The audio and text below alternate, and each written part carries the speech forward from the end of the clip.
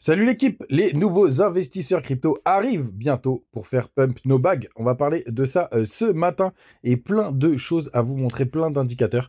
J'espère que ça va vous faire plaisir. J'essaye toujours de vous faire des émissions où vous apprenez des choses et il y a pas mal de choses qui sont sorties notamment du côté de CoinGlass.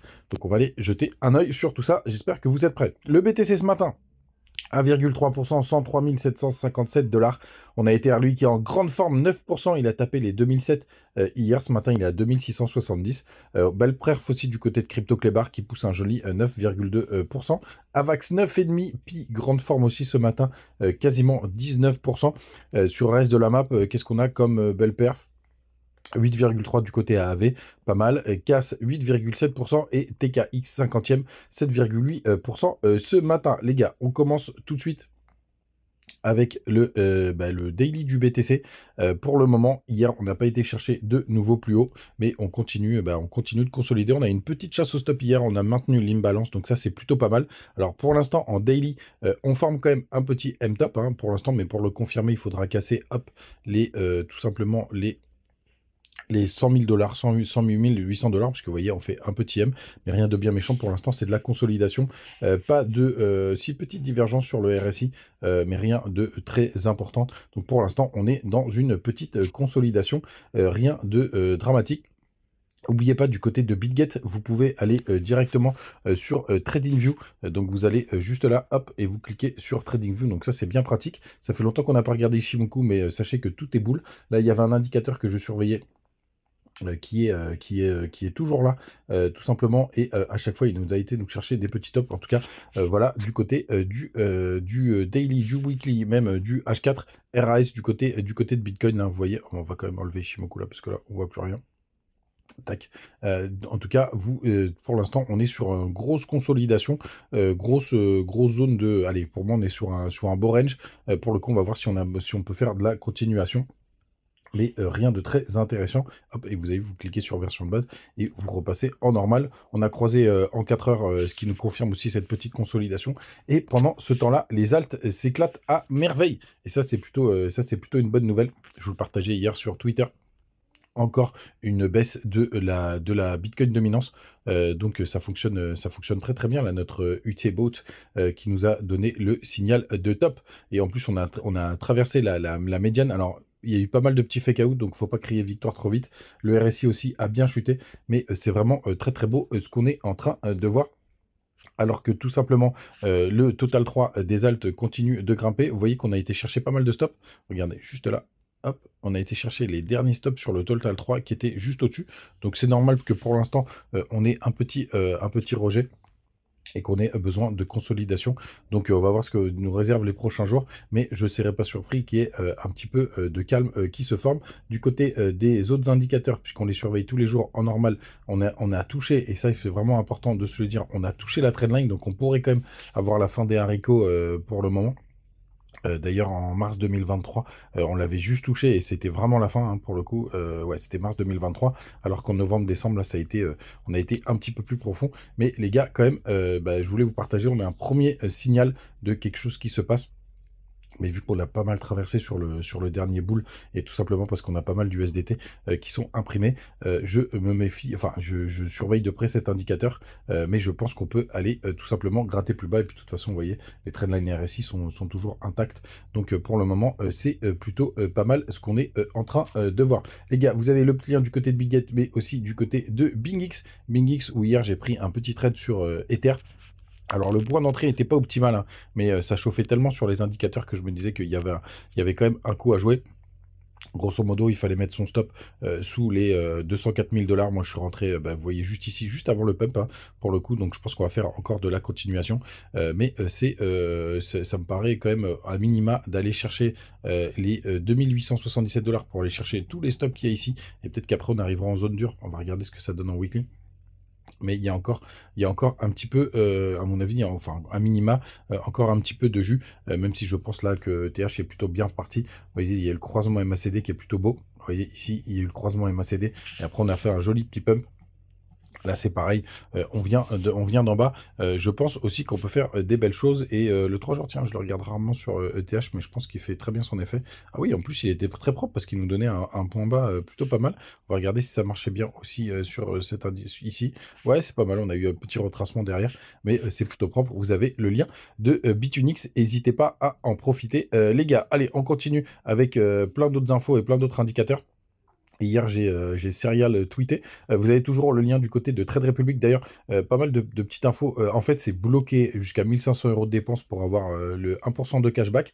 Donc ça, c'est assez important. Ma carte arrive finalement que fin mai, donc je peux pas vous en parler tout de suite. Et le concurrent là de 25, c'est vraiment top. Pareil, vous avez les petits bonus en commentaire. Du côté de AXBT, il y a quelqu'un qui lui demandait si c'était un bull trap ou si on était bien en bull run. Il a répondu, donc c'est un chatbot AI. Pour le coup, il a répondu qu'on était bien en bull run. Donc ça, c'est plutôt une très très bonne nouvelle. Hier, je vous disais que je pensais que EGLD allait pump, parce qu'il y a pas mal de petites news. Je crois que c'est sur la vidéo d'Asher que j'ai vu ça, où justement ils étaient en train de sortir un nouveau launchpad du côté de Multivers X. Pour le coup, moi j'ai pris un petit trade un peu dégène hier. Pour l'instant, je suis à plus de 20%, mais vous voyez, rien de frolichon, parce que j'avais des petits USDT qui traînaient. Je me suis dit que j'allais m'amuser avec un petit trade un peu dégène. Je suis dedans, on va voir ce que ça va donner, mais je serais pas surpris quand même que EGLD nous fasse un petit truc. La grosse zone de résistance, si on va un peu plus haut, aller aux alentours des 124 dollars pour le coup.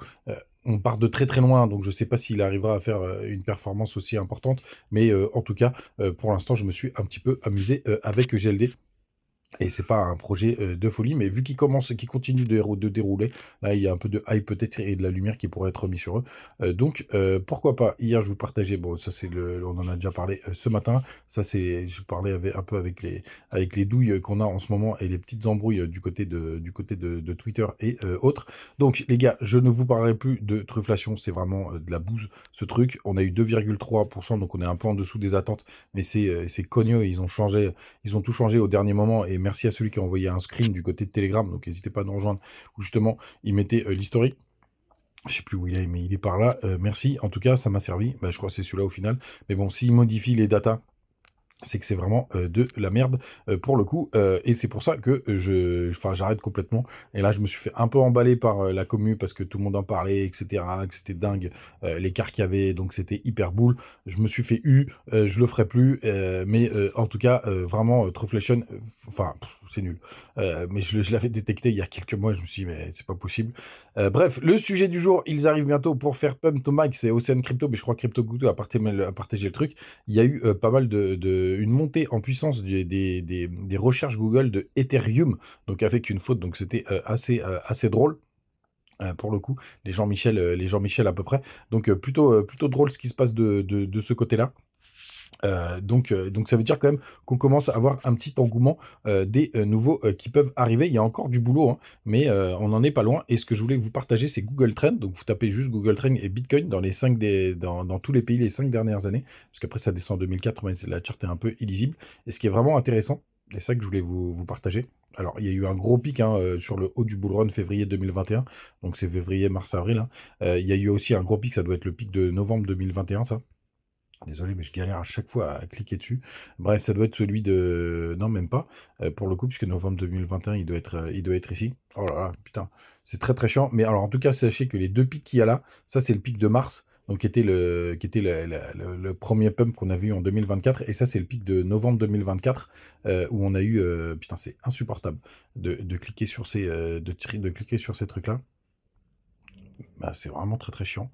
Du coup, c'est intéressant de voir cet indicateur parce qu'il est quand même, dès qu'on arrive sur des zones un peu de surchauffe, on voit qu'on peut avoir des petits tops. Alors c'est quand même assez aléatoire et pas très précis, mais ça donne comme une indication. Et pour l'instant, ils sont pas encore là, donc ils vont bientôt arriver à mon avis. Surtout qu'on vient repasser les 100 000 $. Mais vraiment, cette métrique est aussi très intéressante. On voit que le top recherche, c'est tout simplement au Salvador. Pas étonnant, c'est quand même avec Nayib Bukele qui en parle tous les jours. Ça m'étonne pas que soit un pays qui en parle. Allez, on continue, même si la vidéo est un peu longue, mais j'ai tellement de choses à vous dire. Alors, très bonne nouvelle, on a le nombre de bitcoins sur les échanges qui est au plus bas, de 2,17 millions. Vous savez que c'est le record. Je surveille ça de très très près. On a les fundings qui sont encore un petit peu élevés. enfin qui sont dans la neutralité, pardon, ils sont pas du tout élevés, ils sont dans la neutralité, donc grande méfiance. On arrive quand même sur un peu de surchauffe. Le crypto Fear and Greed qui est revenu, on est à 74, c'est plutôt pas mal. Je crois qu'il d'ailleurs il a bien fait sa petite mise à jour, donc on est dans le grid, pas d'extrême euphorie, 364 millions de liquidation. Et surtout ce que je voulais vous montrer, c'est les nouveaux indicateurs qu'il y a. Mais d'abord vite fait un petit tour sur les rentrées ETF.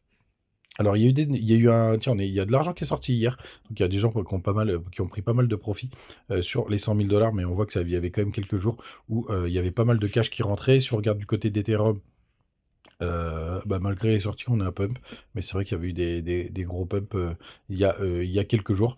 Donc pour l'instant, rien de dramatique de ce côté-là, bien au contraire. Ce que je voulais vous montrer aussi, et ça c'est nouveau, c'est les données de Hyperliquid. Et pourquoi l'Hyperliquid c'est intéressant sur les données de trading? Parce que tout simplement c'est du on-chain, donc ça c'est plutôt pas mal, et je voulais le partager avec vous. Donc les informations, ce que ça nous dit, c'est qu'il y a quand même une majorité de personnes qui sont en... Enfin, il y a un peu plus de personnes qui sont en short, c'est assez à l'équilibre, hein, vous voyez. Short position 2,15 milliards et long 2 milliards. Donc ça, c'est plutôt pas mal parce que ça nous donne du jus pour pousser, pour le coup. On a ouais, en marge, et en plus les montants sont un petit peu plus un peu plus importants en termes de valeur. On voit aussi les profits, et que franchement pour le coup là on voit que les shorts se font complètement déglinguer, mais par contre ils gagnent beaucoup d'argent sur les fundings, mais ça a toujours été le cas parce que les fundings sont plus souvent positifs que négatifs. Mais évidemment, ça ne couvre pas les positions. Donc vraiment très intéressant ce qui se passe du côté de cet indicateur. Il y a pas mal de petites choses du côté d'Hyperliquid.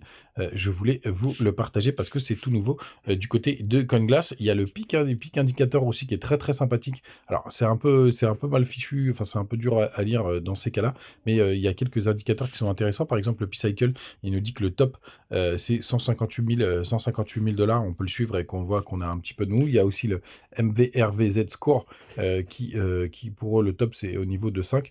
Mais bon, en tout cas, il y a une liste d'indicateurs qui sont plus ou moins regardés. Il faudrait d'ailleurs que j'aille regarder le AHR 999 parce que s'il est là, c'est que ça intéresse du monde.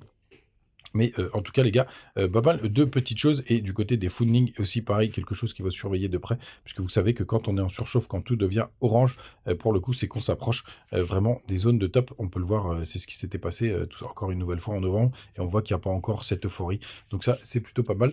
Voilà, encore des petites news, des petites infos avec Unglass qui nous promet encore des nouveautés qui sont plutôt pas mal. Les gars, vous avez les liens Bitfinis, BitGet.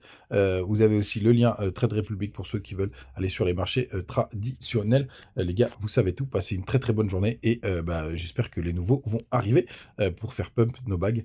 Il nous reste, vous le savez, moi je suis boule jusqu'à peu près mi-juin et pourquoi pas si ça traîne jusqu'à début juillet, ça marche aussi. Mais il va falloir surtout se préparer à bien prendre les profits. Déjà parce qu'on a un indicateur qui se rapproche de sa zone de bottom, la BTC dominance. Ah oui, pardon, le dernier truc que je voulais vous montrer, bon c'est pas grave, on regardera demain. Tant pis, à demain les gars, ciao.